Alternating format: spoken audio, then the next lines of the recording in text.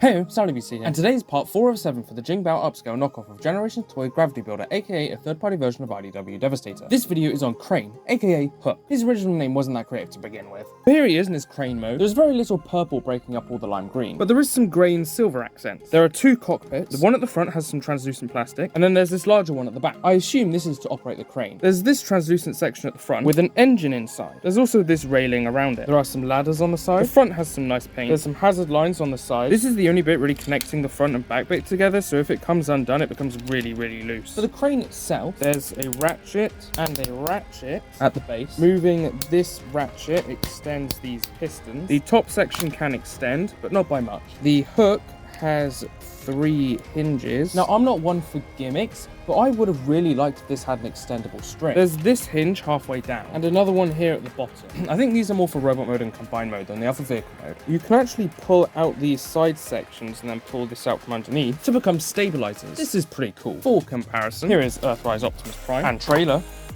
Siege Megatron, his movie counterpart Studio Series Hightower, a modern leader vehicle Kingdom Ultra Magnus, a Lego minifigure, my previous Transformers video Jinbao Long Haul, as well as the others, and Earthrise Optimus Prime. For transformation, start by just lifting up the crane. Unclip this here and split this front section. It's just on 2 clips. Detach the feet from the wheels and just flip them up and around. You want to unclip these front sections and then just flip these round. Then you can turn these around. Fold this in, then you can fold the foot all around like that and flip out the heel. Then just position these like that. Next you'll come to the inside of the leg and just fold this panel down. Then you'll turn these whole sections around.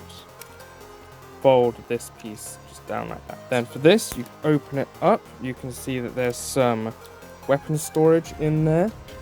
And then just flatten this one down, then this one, and then just fold this whole section down like that. Next up, you want to detach this back piece, swing it around like that. You can just leave it like that for now. Then split this open, and it will move down on these hinges like this. You can just flip the head up and flip this up like that. Detach these, and then flip these down, and then flip these down. These gaps can be covered with these. They'll just flip around like that. Open up the arms and flip out the fists.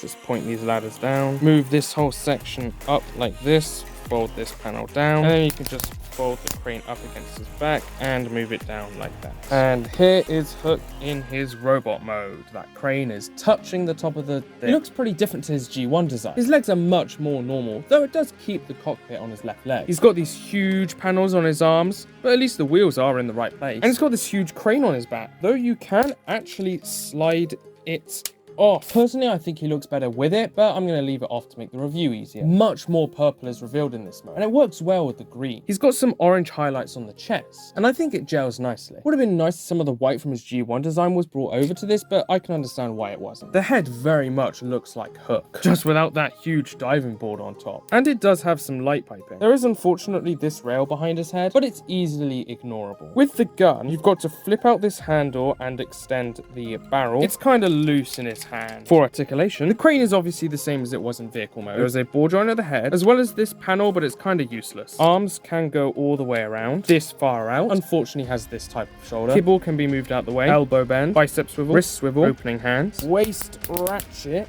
Legs can go forward this far. Skirts are on a ball joint. Back this far out. Thigh swivel, knee bend, but you do need to move this kibble out the way, and an ankle pivot. There's also some other swivels and stuff at the feet, but it's more for transformation. It isn't really useful for articulation. Below average posing, and the shoulders definitely don't help. For comparison, here is Earthrise Optimus Prime, Siege Megatron, his movie counterpart Studio Series Hightower, a modern leader vehicle Kingdom Ultra Magnus, a Lego minifigure, my previous Transformers video Jinbao Long Haul, as well as the others, and Earthrise Optimus Prime. It's pretty average for this set of figures. Only 3 videos to go. But that's about this video, so I guess that's Salut BC out.